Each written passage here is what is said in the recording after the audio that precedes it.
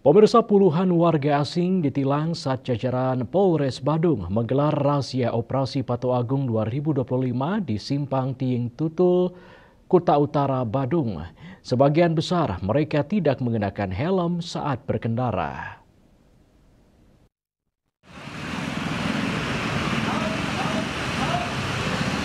Tindakan tegas petugas Polres Badung terlihat saat menggelar razia dalam rangkaian Operasi Patu Agung 2025 di Simpang Tiing Tutul, Kuta Utara, Badung.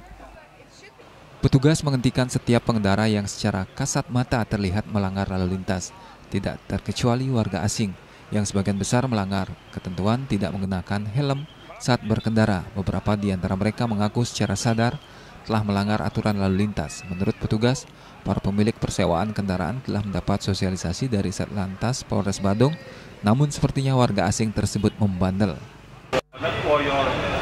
Yeah, I do. Do you know?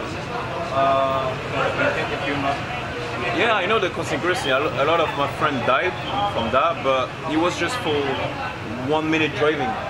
You know what I mean? So. But now you're not. Yes. It's a fine. I'm human. So I make mistakes sometimes. You know what I mean?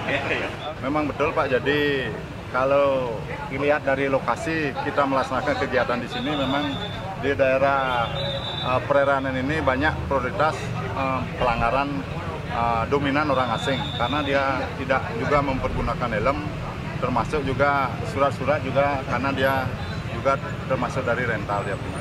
Jadi untuk pemilik rental kita sudah kasih tahu, mungkin karena orang asing ini terlalu membandel dia, jadi tidak menghiraukan himbauan dari kita. Dalam operasi Zebra di kawasan ini, petugas mencatat 31 pelanggaran, yakni 20 pelanggaran tanpa helm, 7 pelanggaran tanpa tanda nomor kendaraan bermotor, 4 pelanggaran tanpa SIM. Dari 31 pelanggar tersebut, 25 diantaranya adalah warga asing. Sementara barang bukti yang disita masing-masing 11 STNK, 8 SIM, dan 12 sepeda motor. Rai Swantaro, Bali TV.